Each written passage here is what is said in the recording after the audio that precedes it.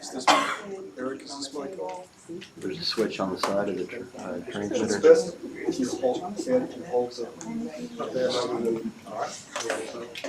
Let's see, mic check. Button to turn it on. You got that? Yes. Yes. Yes. Okay. Yeah, go ahead and get that ready. Well, let's get started. I'm Bill Snowden, the editor of the Wakulla Sun.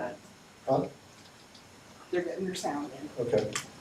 And this is the first of three political forums that we're having. Tonight is property appraiser and candidates for sheriff.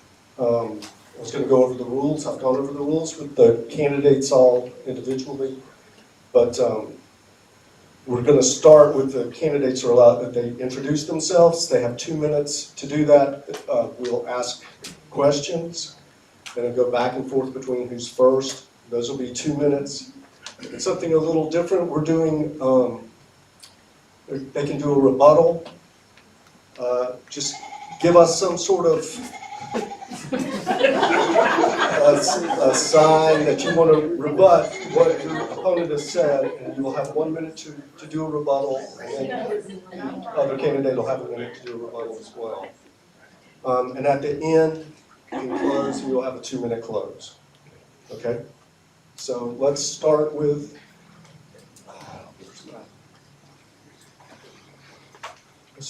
the incumbent. First, you want to do the introduction, and you have 2 minutes. And our timekeeper is Heather, and she's going to give, say, 10 seconds when you're getting 10 seconds. Okay, can everyone hear me with this whole setup here? All right, my name is Ed Brenner, and as they said, I'm the incumbent here. I've been in the office now for about 3.5 years. It's been the greatest honor of my life to serve Wakulla County as a property appraiser, and I appreciate the honor of doing so. Just a little bit about myself. I was born here, actually I was born in Tallahassee, but I got here within 3 days. So I was born and raised here, basically here in Wakulla County. I was raised up around Wakulla Station. Ended up graduating from Wakulla High School. Joined the military straight out of high school. Spent 4 years, 10 months, and 3 days in the military. Got out, went to Florida State. I graduated from Florida State, went back in the military. I jumped the fence. I enlisted when I was 18, jumped the fence, went back in as a lieutenant, and retired after 20 years, total 20 years in the military, and came back home.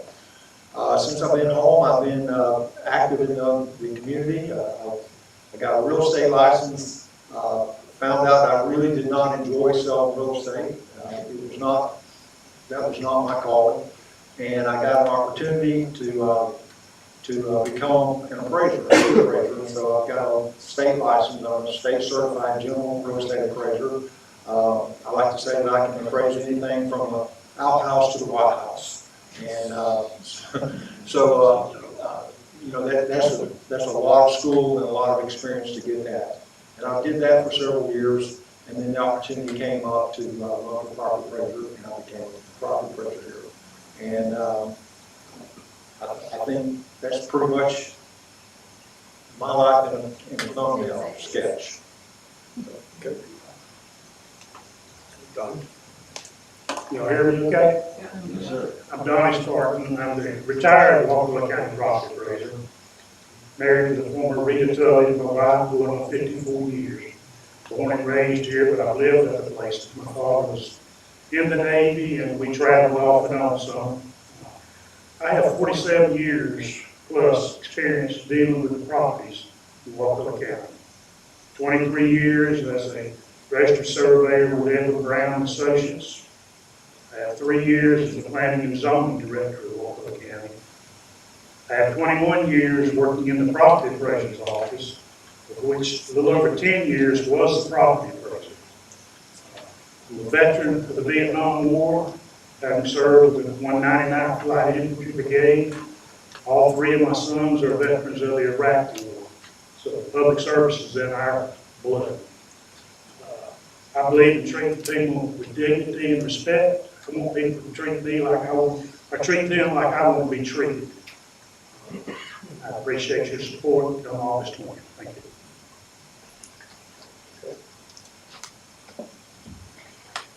Okay. Let's go to this one. We'll start with Donnie Spartman. Why are you coming out of retirement to run again for office? We'll start with a bang, aren't you?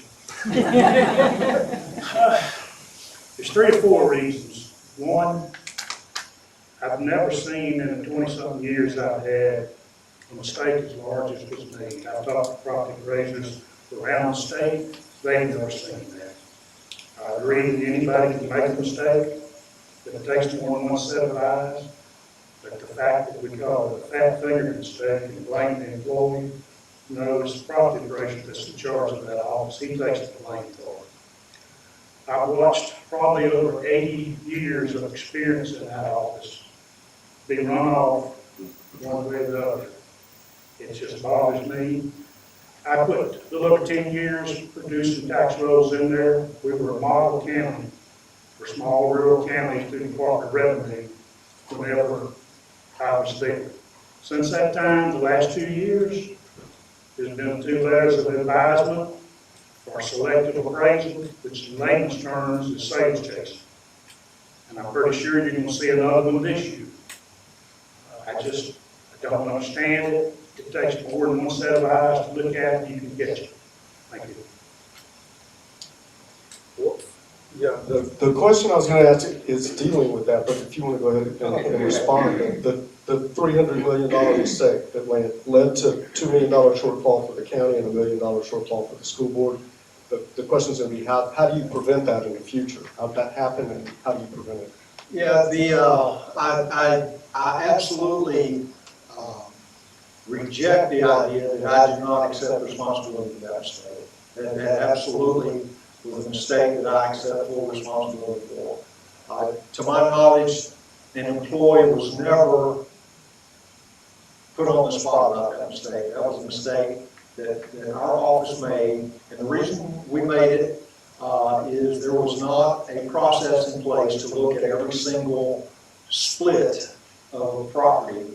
And this particular lot, and it was a fat finger mistake. Nobody in the world thought that this little 50 by 100 lot was worth $304 million. Nobody.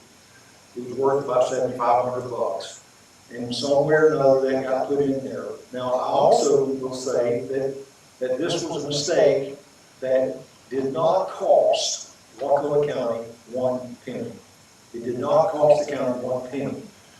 Now, the county was prepared to spend the income that they thought was coming from this, and they did have to, as soon as we found it, we notified every person that was responsible for the budgets. We alerted them to it. They didn't have to juggle their budget and not spend money that they thought they were going to get that they ended up not getting. But it did not cost the county 1 penny to do this. It was very inconvenient, very embarrassing, and I assure you there are multiple layers of oversight that's to prevent it from happening again. I'm sorry with that. How to prevent it? Oh, yeah. We just got several layers of oversight. No single person now will be able to make a change without someone else getting able to cause that. Okay. Ed, the next question is something that Donnie has already brought up. The Department of Revenue has issued post-audit report letters for 2022 and 2023 finding selective reappraisals, known as sales chasing. The DOR letter reported differences in values between sold and unsold properties of around 9%. What measures are in place to make the necessary corrections? Okay, well, what we're talking about here is a complicated thing, but in order to find value of property, this office is tasked with providing the market value of properties. Now, you can, as an office, you can focus your time on making sure that the statistics that DOR gives are correct, or you can make sure that the building characteristics are correct. If all your building characteristics are correct, then the statistics will follow along and it'll show the correct data. However, our county, throughout the county, if what our field evaluator put into the system is wrong, everything else is wrong. If you don't have that base down correct, everything else is wrong. And our field guys would go out, and they were not looking at all the property. They were just looking at, yeah, there's still a 1,500 square foot house there, the same as last time. They did not look at other aspects of the house. They did not look, has this house been renovated? Does this house have sheet vinyl flooring, or has someone gone in and replaced that flooring with a tile or hardwood or now vinyl? They weren't picking up those sorts of things. And now, as a house is sold, one of the things we can do, when you sell your house, you put it in the public, what's your house look like on the inside? What kind of renovations have you done? And so we're able to pick that up. And we are picking that up. And so that house is then assessed correctly. Now, what we're not doing is saying, oh, wow, this house in Songbird has been renovated and sold for $390,000, so we're going to raise the value of all the other houses in the subdivision to match that so that we don't get tagged by the ORS sales chasing.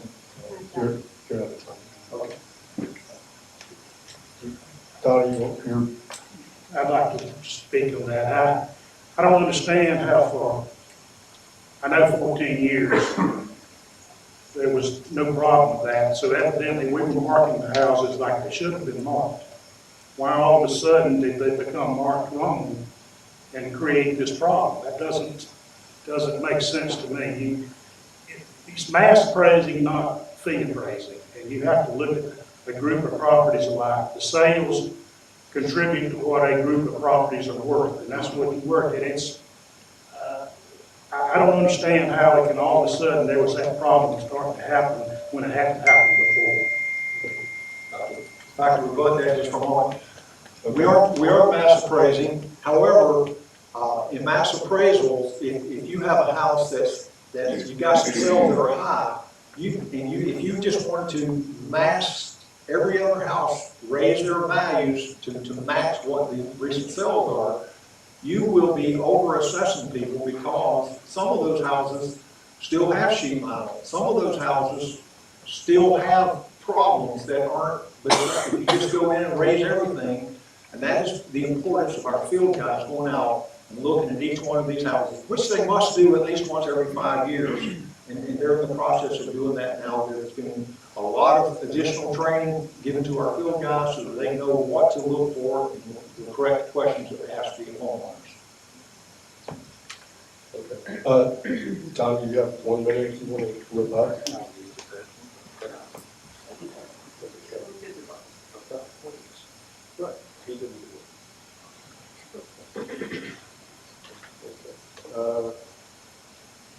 The issue of Brad Harvey, he succeeded Donnie as property appraiser, and Ed took over after the debacle of his tenure. I don't know. Do you want to say, Donnie, do you want to say anything about Brad's time as property appraiser? Sure. I mean, I did not hire Brad. Brad was there when I got elected. Brad, even after he got elected, after I left office, the tax roll he was producing was satisfying revenue. Man, he had sticky fingers, yes, but the roll that was being done was correct. But you had 80+ years of experience in there doing an awful lot of that work too. If when you lost that, it's just unbelievable what you lost. You can't find somebody on the street corner that can come in and all of a sudden starts doing that. It takes training and it takes years of experience. But what he was doing was above and beyond producing the tax roll. But he wasn't doing it while I was property appraising. I know that. Thank you. Mr. Sparkman did not hire Mr. Harvey. However, Mr. Sparkman promoted Mr. Harvey. Mr. Sparkman supported Mr. Harvey when Mr. Harvey was running for property appraiser. In fact, Mr. Harvey there were lots of little issues that were evident prior to him ever becoming property appraiser that Mr. Sparkman overlooked. And I think that it was the culture of the office that bred Mr. Harvey. And Mr. Harvey just, when he became the property appraiser, he just continued the same culture that was in that office prior to him being there. The office is more than just putting out a tax roll. The office is protecting the money of the citizens of Wakulla County and protecting every penny that's spent as if it's your own money. I have a saying that folks in my office get tired of hearing. What would Ms. Carroll want to do with this money? May I? Yes, you can.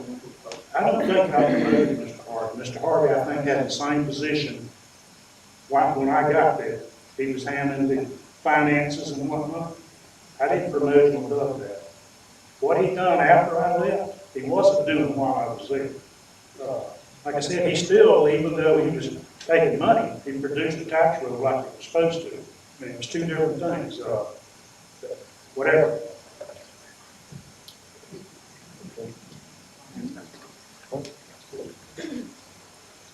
I'm gonna go from one that's not on the list. In this week's Sun, there's a story about the appraisal letters from DOR. Mr. Brimmer, you sent me a statement this morning in reply to that didn't make it into the paper. But you alleged that Mr. Sparkman, when he was in office, was undervaluing, it appears, commercial properties. Can you expand on that? I will. One of the things we're supposed to do as property appraisers is value according to market value. In 2012, there was a property that sold in Wakulla County for $1,008,400. This is a clear indication of market value. This is what someone paid for this property. Mr. Sparkman assigned the property value of this at $203,682, or 20% of the purchase price.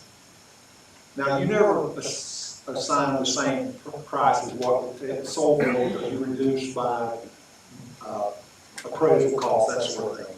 By 2020, Mr. Harvey had increased this to $220,732. Today, 2023, that was increased to $558,032, or 153% more than what it was in 2022. Another example is a property sold for $650,000. It was assessed at $259,000. Another one, it sold for $370,000. So the problem with this is when these properties are under-assessed, it's good for the person that gets the under-assessment, but guess who has to pick up the slack? Ms. Carroll and every other person who owns a piece of property in Wakulla County. Those millage rates have to be higher so that the county can raise the funds necessary to operate. And that falls on the people least able to pay those fees. And you have to treat every single property completely impartially and assess them correctly. Mr. Sparkman. I find it hard to believe that you're having problems appraising property now, but you can go back to 2012 and appraise it. One, you gotta look at the sale. That sale may have included inventory, you don't know. I don't know what property you're talking about, but there might be more to the sale than what you think. But what it sold for then and what it's worth now is totally two different things. Got a vote on that?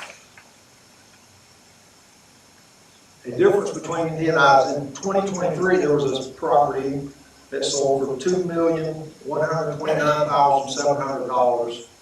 And we assessed it at $1,632,834. We did take out the TPP, the tangible personal property. We subtracted that from the sale because that would be double taxation.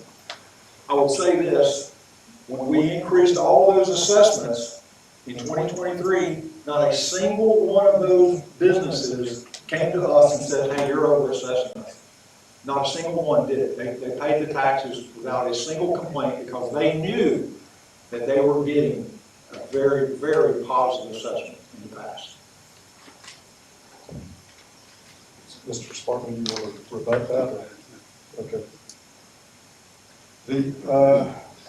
The next question is for Mr. Brenner from a reader that was submitted on the new appraisal system. It said, what led you to enter into a contract with Vision, a CAMA provider, which had to be abandoned and a subsequent contract with CSA entered into?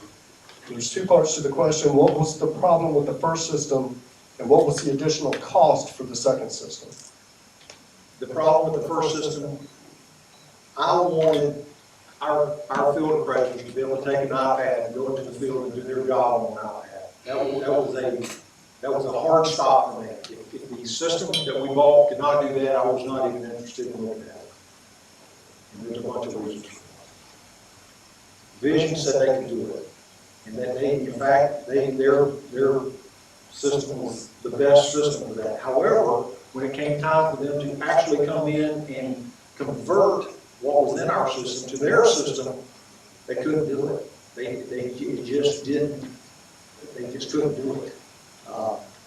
So we had to abandon that whole contract.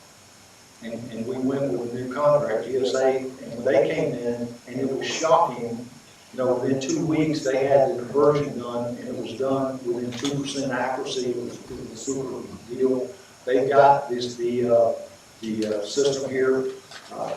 It did cost the county $50,000 to make that transition. But it was well worth the money. I mean, sometimes you go somewhere and it just doesn't work and you have to go out of it. So there was a cost. Don't hold to exactly the penny, but about $50,000 cost. That we tried to do it, they couldn't do the job, and we had to transition to GSA. Mr. Sparkman? I think you were advised by qualified employees and personnel not to go with that first system because there was only 2 other counties, I think, in the state that had tried and they had not been able to convert. Also, I think they told you that a third-party provider could give you the laptops that you're looking for. If other counties' property appraisal officers are having problems with them, you don't want to go there. That's not quite correct. I was advised to go with the one we eventually went with, who at the time I was looking at did not have the field appraiser app, and they could not, there was not a third party that could do that. So I was advised to go with them. I chose not to because at that time they did not have the field app ready to be filled. There are multiple counties in Florida that have used Vision. They just hadn't made the transition from the old CAMA system, the old computer system, mass appraisal system that we were using, which was a dinosaur. They had not made that transition and they just couldn't do it. And so that's why we're transition. Mr. Sparkman, do you want to? This is your question, and we'll start with Mr. Sparkman. How will you ensure that your office adheres to the highest professional and ethical standards in property appraisal? Right now, you can start over because when I left, just I think all maybe one in my office was certified by the Department of Revenue. Like I said, I had over 80 years of experience working in there. And since that time, now you've got to start over to build that. But it takes qualified people, more than one set of eyes looking at something, and you need to check. It's not something that you can just go by in a heartbeat. It's going to take time to build it back. With experience like that, you don't find them on the street. Because once the people find a job, they stay there. And it's just a shame to lose that and ruin people's lives like was done. Mr. Brendan? When I walked in the office, there were literally garbage bags full of shredded material. The guy, Mr. Harvey had spent a weekend with other employees in there shredding documents so that when I walked into the office, I had exactly zero history from how the property had been used. The chief appraiser had retired in October before I came in January. Soon after I came in, the chief tax roll specialist quit. The prior mapping specialist was suing the office to overturn the election. It was a mess. It was a mess in the office. What I have done is came in, now no single person gets to approve expenditures, spend the money, and approve the payment of those expenditures. There is multiple people looking at every single purchase, all the way from a box of pens to the camera system. There's multiple people looking at every single purchase. Ethics in our office is absolutely top of mind, and I think that if you ever come into our office, you'll get super service and great. You will know that these folks here are treating everyone ethically and treating every single person exactly the same. Last question, then, before we go to close, do you have any specific initiatives or programs in mind to educate property owners about the appraisal process and their rights? For you, Ed. Okay. One of the things I've done ever since I've gotten on board was I've tried to outreach to the public. In fact, one of the things that we've done is we've literally reached out to folks that we think might be eligible for a homestead. In fact, in 2020, there were 514 homesteads, new homesteads in the county. 2021, that jumped up to 663. 2022, 780. 2023, 851. And this year we did something a little different. I actually went and compared the site address with the mailing address, and I said, these folks that have the same site address and mailing address, but they don't have a homestead, do they know? So we started reaching out. We actually have found people, the furthest back we found somebody that should have had a homestead that didn't was from 2005. They have lived in Wakulla County since 2005, did not have a homestead, and we're reaching out for that. One of the things I would like to do is to have something, I've seen a couple of other counties that do this, have a lunch and learn, and come in and have a lunch and learn, invite folks in and talk to them about the myriad of things, all the exemptions, the ag classifications, all the things, all the way that they can come in and reduce their tax bill. Mr. Spartan. I used to write articles every month. Used to be the Magnolia Monthly, and I wrote other articles. I spoke to civic organizations and realtor organizations explaining anything they need to know about it. That's probably the biggest problem you run into with the public is they come into office, they're upset, but they don't really know what the question is.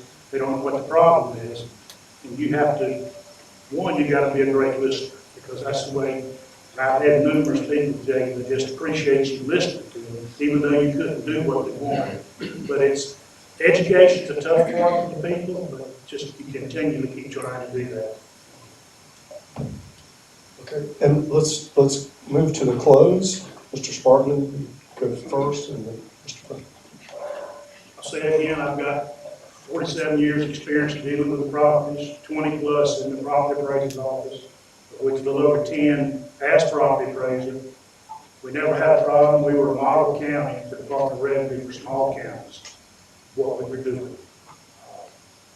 I just feel like it's some of this stuff that we've talked about tonight, really, it's an opinion of one or the other.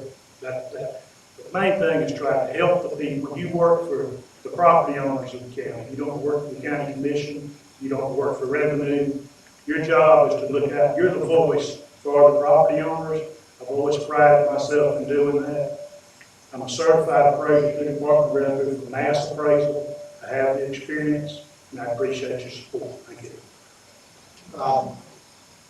First of all, I'm in trouble with my wife. I did not mention her in the opening, and so I would like to thank my wife for being here with me. I also did not mention my children. I've got a son that's in the Army. He's currently serving. He's a helicopter pilot in the Army. And so in the beginning there, I should have mentioned that. Immediately after Mr. Sparks went like that, I should have mentioned my wife and kids. I meant to do that. It has been an honor serving as a property appraiser. I'm not going to sit here and say that things are perfect. They're not. But I'll guarantee you that if you come into if you think that your house is assessed higher, your property is assessed higher than it should be, come in and let's talk. We will fix whatever the problem is, if there's a problem. You come in, if you ask one question, one of the things we attempt to do is to not just answer your question, but to really read into your question and ask and think, what are you really asking? Because the typical person does not understand all the nuances of real estate. And we attempt for every person that walks through that door, we want them to leave knowing that they got the best service possible, and that we not only just answered their question, but we went beyond that, and we're attempting to ensure that they're paying as few taxes as is legally possible. And that's our goal, is to have accurate, honest, impartial assessment of every single property in the county.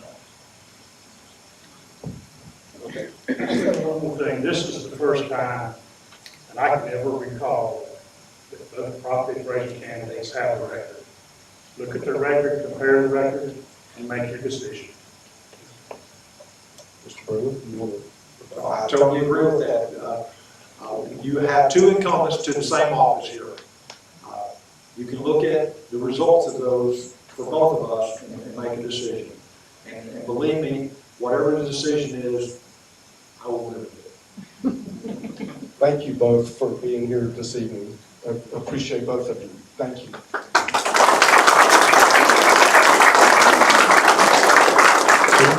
Take about a 5 or 10 minute break just to reset up. There's cookies for Dallas, and everybody else can share. And water.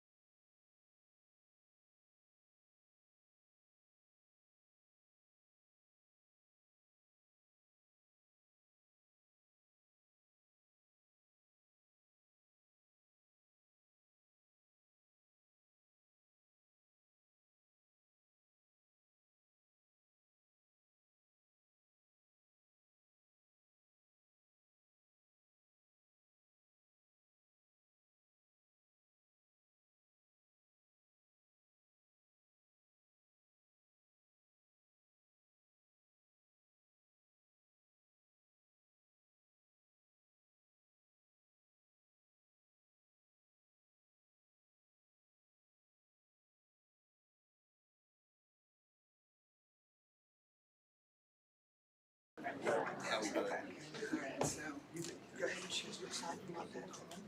And then when you're ready, you're gonna turn on. Yes. You go ahead and do a test. Hello, hello. Put that up a little higher. Hello, hello. Okay, I think that's good. Hello?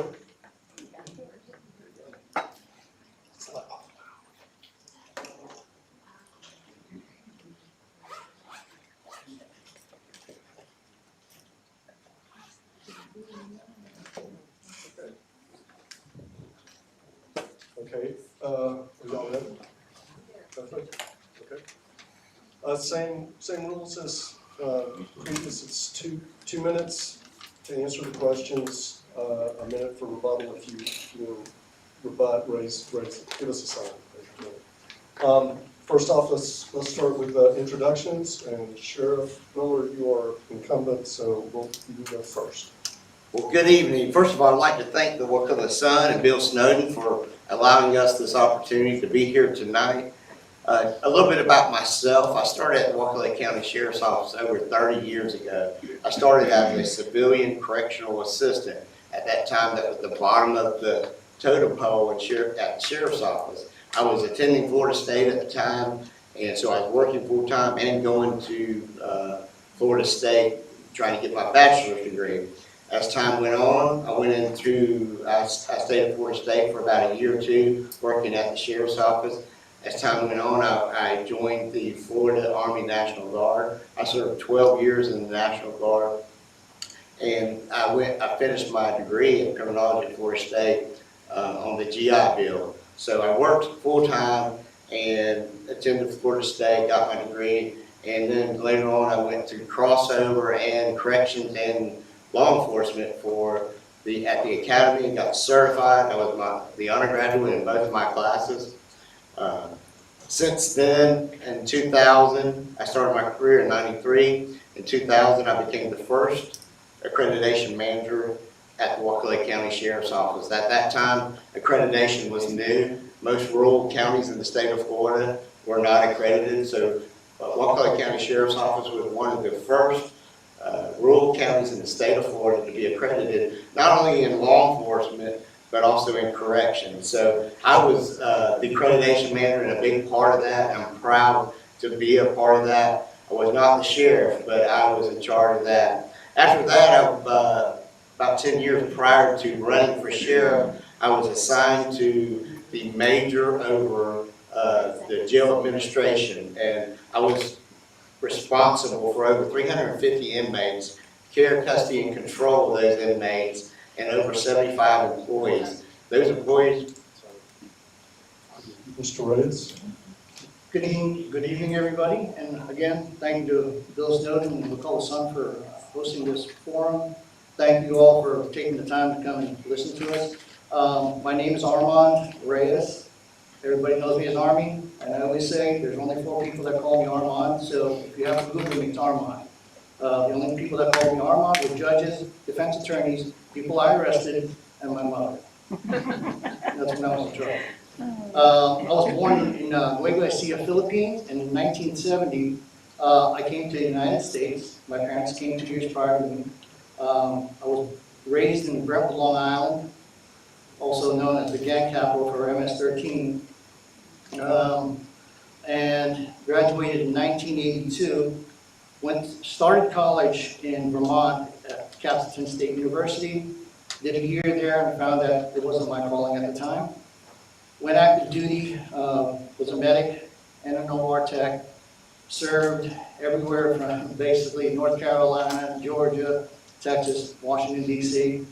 And got out in actually 1991, July of 1991. I worked as a neurosurgical PA for quite a bit of time, and the problem I had at the time was I was always the first one to get called in. It was usually an accident that was caused by a drunk driver, and that's when things changed around for me. I took a police test at Suffolk County, probably one of the most rigorous police tests. in the United States and was lucky enough to score really well. 20, I was sworn in as an officer in the year 2000.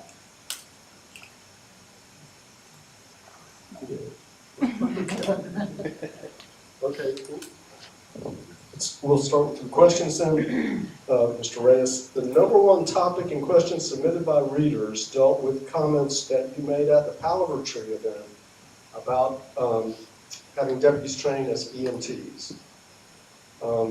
There were a number of questions submitted, some by deputies, I believe, with concerns such as, will deputies who fail to pass EMT school be removed from their positions? Will there be a medical director position added to supervise these deputy EMTs? And we could fill the whole forum with questions raised by that, if you would explain your. Absolutely, absolutely. Yes, EMT, extensive training, I should say, improved training and more training is paramount to this department. When I say EMTs, I have, if you do not pass the EMT course, I'm not firing you. I'm not getting rid of anybody, okay? What we need is, as first responders, the ability to render basic life support for people, whether it's a motorcycle crash, accident, trip and fall. I don't think we have that capacity. So, as far as the certification, I already looked at IPTM. We can start. I'm not doing the whole department in one shot. Most of that training is going to be paid by the salary I promised. Half the salary I promised to give back towards that training. So it's not going to cost anybody anything. Mr. Moore? Yes, I would like to respond to that. Your ideas, which you think sound great, they're very unrealistic. It would cost hundreds and hundreds of thousands of dollars to train EMTs while you're working. You have shifts that are working law enforcement. Now, are these EMTs, when they respond to a scene, are they going to be responding to the crime scene, or are they going to be responding to the victim of the crime? You cannot do that. Plus, you also have fire department, EMS, everything in the county. So are they not going to have a job now? It's totally unrealistic. You do not know how this operation works. You don't know how any operation works. And you stated in the last debate that New York does that. We've contacted New York. We've got your personnel file, and they did not do that. That's not true. None of them are EMT certified. So you want to distract from your lack of experience by alluding to the office being corrupt. No, we're not corrupt. And if you think we're corrupt, please make a complaint to me, and I would love to hear what the corruption is. Like to rebut that? Respond. I understand the cost of EMT training. My intention is not to send everybody through EMT training at one shot. Yes, I know it's going to be expensive. Yes, I am taking the brunt of it by giving it back. My biggest fear is you've got the southern area of Crawfordville, St. Mark's, Panacea, Sopchoppy, Medark, where you have an aging population. Okay. I brought up the fact that all these cars should have oxygen. And somebody said, well, I wouldn't have oxygen in my car. It's very dangerous. Well, guess what? I wouldn't have gasoline in my car. That's more dangerous. When I did the research on that 02 incident, there have been no reported deaths or explosions caused by a crash or a fire. So, yes, I understand the cost.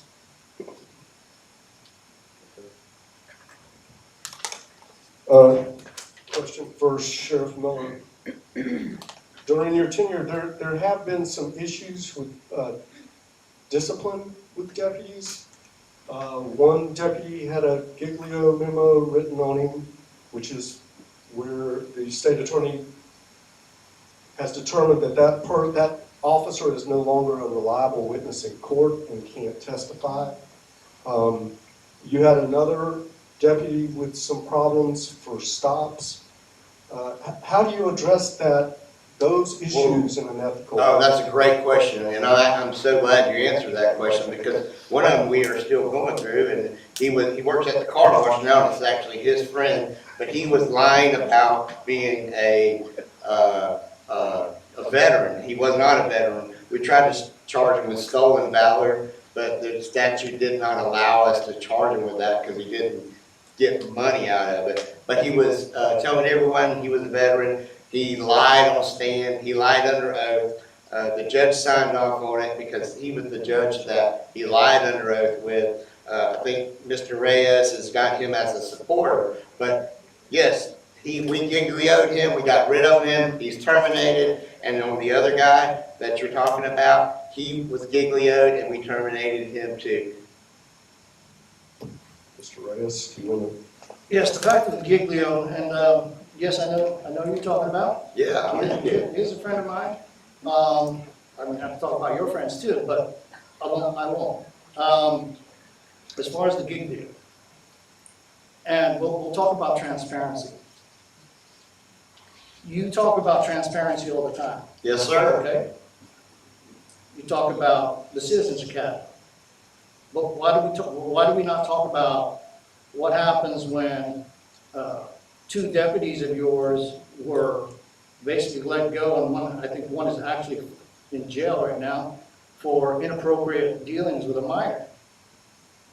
There was a small blurb in the paper that I saw that I could find, but there was no. Yeah, we put him in jail. What do you want me to do?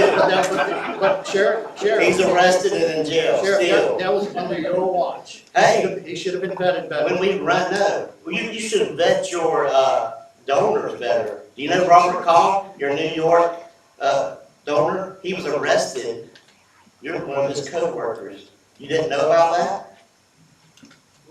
Well, Yeah, we know about the ones down here, but what about your Robert Call? okay, so arrests, okay. No, he was charged and convicted. He was, that's still an ongoing case. No, I got it right here if you want to see it. That's fine. Sure. That's fine. Mr. Reyes, do you want to respond? Yes, I would like to respond. Here it is. It's not waiting. He's already been in court. It's back. Yeah, it is.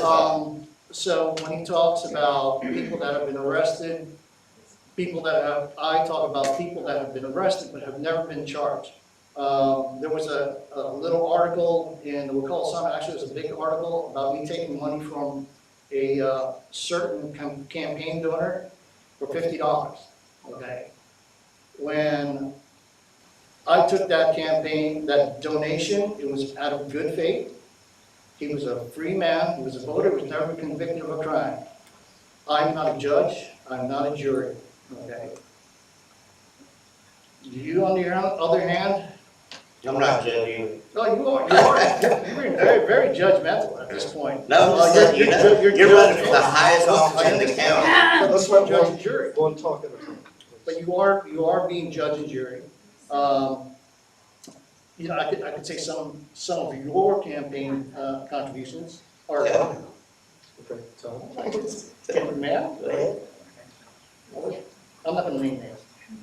Okay. The next question is for Mr. Reyes. Yes. Personnel issues, the difference between managing sworn and non-sworn employees in the sheriff's office. Well, the sheriff's office, okay, the sheriff being highest appointed, he's gonna be pulled in every direction.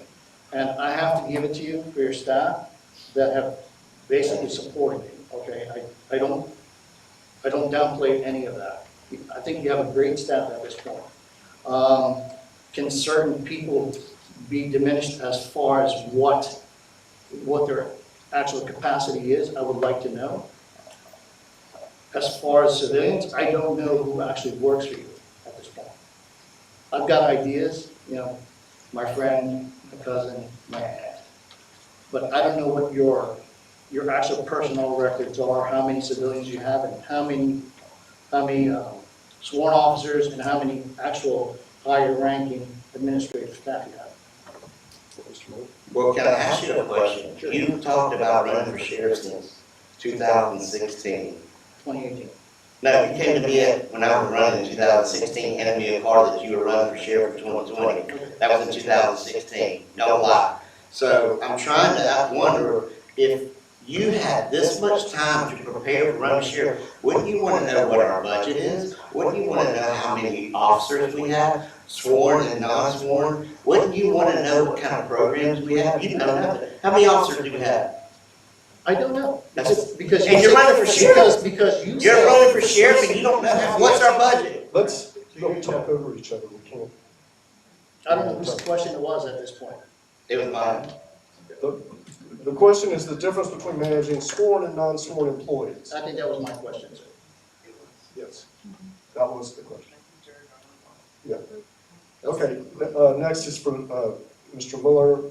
What measures can you take to attract and retain deputies in Wakulla County? Obviously, that's been a problem, retaining deputies. Yeah, and unfortunately, we are a fiscally constrained county, and I know Amy Drexler's over here laughing, and y'all don't know what a fiscally constrained county is. Y'all keep calling it fiscally strapped, but let me educate you.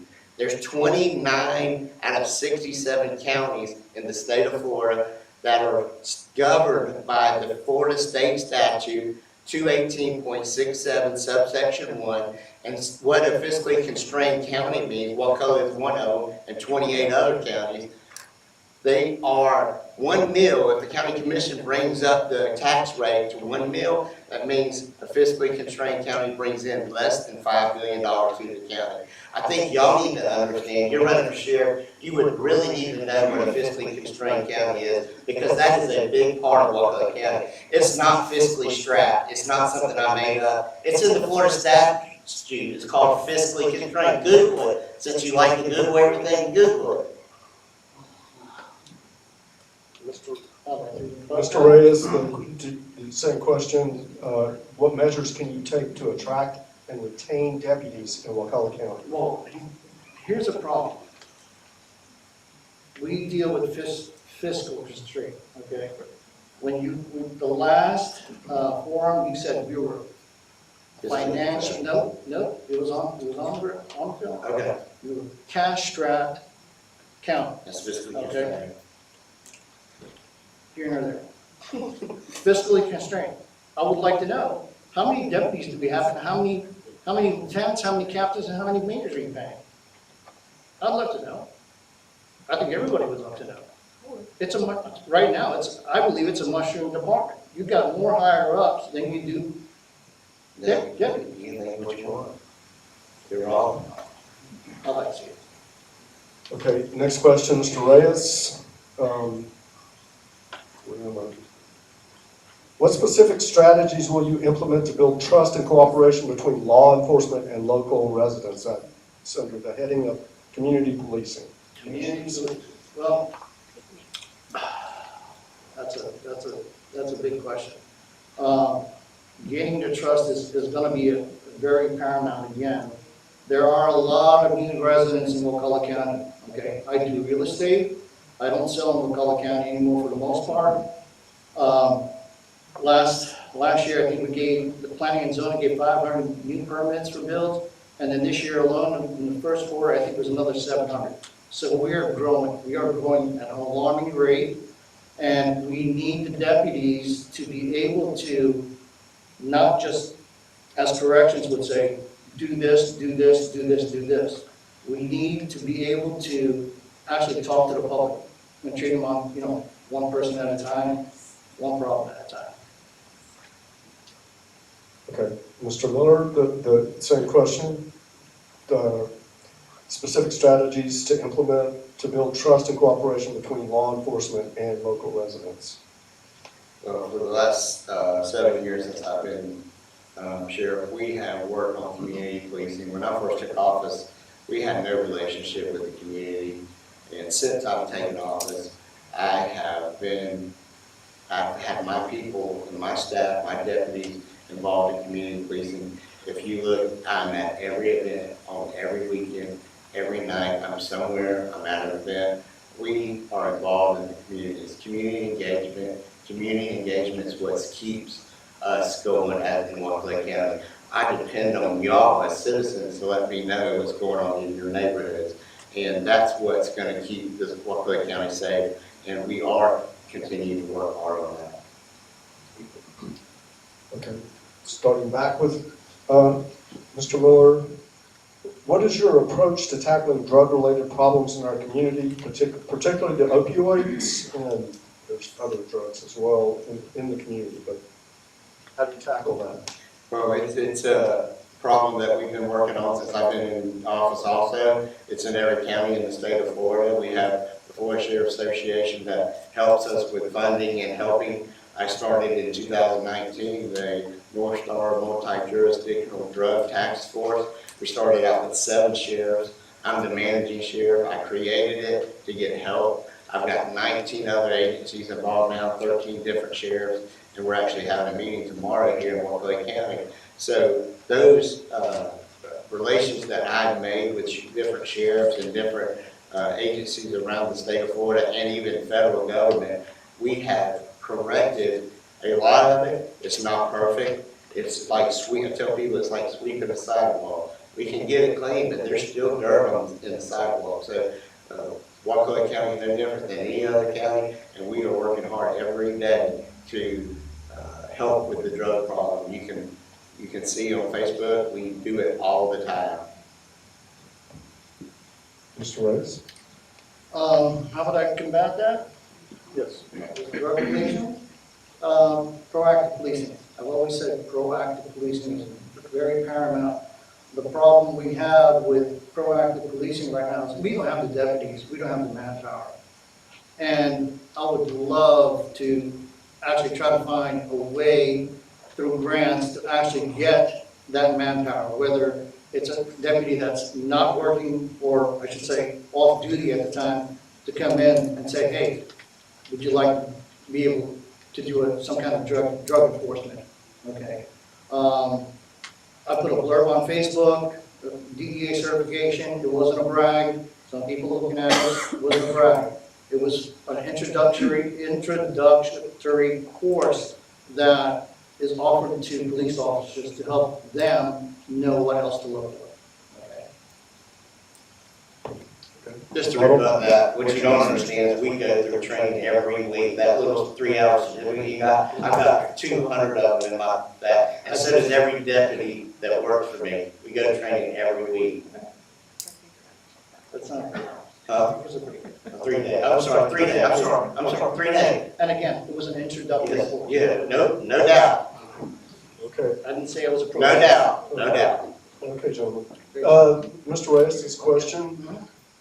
The mental health crisis in the community, what partnerships or programs would you advocate for to ensure that individuals in crisis receive appropriate care and that law enforcement officers are adequately trained to handle these situations? Well, I'd like to pose that to the sheriff, if that's okay. What you actually do with mental or persons who are mental incapacitated. Do we even recognize, or do deputies recognize a person that's got an issue, or do they just bake her out? That's my question. Is it my turn or is he answered already? It's your turn to That's answer that. how you're gonna do it. Well, we have a contract with Northwest Florida. We've had it for the last 5 years. We have mobile places that they can call, the deputies actually call. It's right there on point. Mike Watkins, who's the CEO. We have several different Appalachian different organizations that we get them help right away. And it's a big thing. Sounds like a great. It is, it's great. Great. Like I said, I'm not down. Can you hold on just a second? Yeah. I think it's- Is your sound cutting in and out? Yeah, that's what I It needs to thought. be closer to your face. Yeah, I think When don't you turn turn to your address face, Bill, it you goes need to off. speak front. And I think that's gonna solve the problem. Go ahead and test, speak straight up. Test, test, No? Pull it up a little higher. test, test. No, not at all.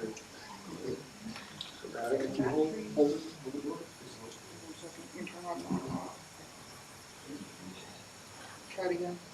Test, test. Actually, I think the boundary is done. I speak loud. I think the speak or hand him the microphone. Well, I'll ask them. Testing. Yep.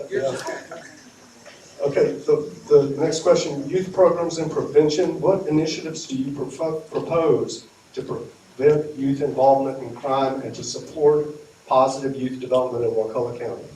Mr. Miller.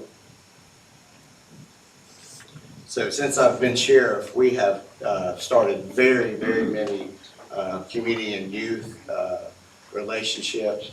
I started the law enforcement against drugs and violence. It kind of takes the place of DARE. I go twice a year to the 5th grade elementary schools. I give a speech and we give them a little certificate. The Wakulla County School Board has allowed us a certain amount of time every week for the 8-week period that it is, and they get a little graduation certificate and a shirt, and it teaches about drugs and violence. And it's a great opportunity for these 5th graders. My son, he actually went through it when he was in 5th grade. He's 30 now, and he still has his shirt. I still remember him wearing his shirt all the time. So we started that. It's basically what DARE and SAVE used to be, but now it's called LEAD, Law Enforcement Against Drugs and Violence. We started the Wakulla Citizens Academy, the Youth Academy. We have a great amount of explorers, which are young kids involved in the law enforcement. They have their own little uniforms. We have things that they do once a week. They volunteer. They help out with the Wakulla County Sheriff's Office, and it's almost basically a thing to let them know if they're interested in law enforcement. So our Explorer program has become a very big asset to our Sheriff's Office. They walk in our parades and help us, and they love it. The kids love it. So we also have the Teen Drivers Challenge. The Teen Drivers Challenge is something that is huge here in the Wakulla County Sheriff's Office. Supported by the Florida Sheriff's Association. It books up automatically within 10 minutes. So if you have any teens that want to get practice driving, Teen Drivers Challenge. Mr. Reyes. Sheriff, great programs. They really are. I would love, if I was elected, I would love to continue that. I would also like to add Mothers Against Drunk Driving. That was a very big part of Mothers Against Driving. I think drunk driving in this county is not enforced enough, believe it or not. And I'll just leave it at that. Okay. Another question. This is a very broad question. Mr. Reyes, you go first. It's crime prevention. Can you outline your strategies for crime prevention in Wakulla County? Well, crime prevention. Getting more cops on the road. That's going to be number one. We definitely need more officers to be able to do proactive policing as opposed to, there's a difference. There's a proactive cop and there's a reactive cop. Okay. Proactive, you're going to look for this stuff. Reactive, you're waiting for a call. Someone's already been burglarized. Their car's been broken into. So, proactive policing is going to be, like I said, a very big part of this. Mr. Miller? Well, community policing is part of crime prevention. There's a lot of things that are part of crime prevention. Yes, more cops help, more staff helps. And yes, we have been hiring people left and right. I just got approved for 8 extra positions. I'm working on trying to get 5 more. Yeah, every year since I've been sheriff, I have gotten our deputies a raise and I have gotten our deputies more increased presence here. Yeah, we are not, we're a fiscally constrained county, now that y'all understand that. And no, we don't have the money to hire 100 people, but thank goodness we are designated as a fiscally constrained county along with 28 other counties in the state of Florida that get help from the governor. We get that help, that helps with our salaries, that helps with recruiting people and everything else. Now, my opponent thinks that we're way underpaid. We are underpaid, but we're only $5,000 or $6,000 less than what Leon County starts out at. So to drive to Leon County, yeah, you'll make $5,000 or $6,000 more, But that headache, you're losing money. And I tell my deputies that I don't blame them for leaving for more money. But the $5,000 or $6,000, even $10,000 driving, going back and forth, you're not making the money. Our insurance, the Wakulla County Sheriff's, our insurance is a lot better than in Leon County. I think our family plan pays $200 a month, which is unheard of. The same insurance in Leon County is $1,200. So it's there's a lot of things we can do. And yes, I wish I had an unlimited amount of money, but I don't. And we're doing the best we can with what we have. And just so you know, Wakulla County, 80% of the land is state and national forest. So the other 20% is the only thing that can be bought. We're not going to ever be as big as New York, ever.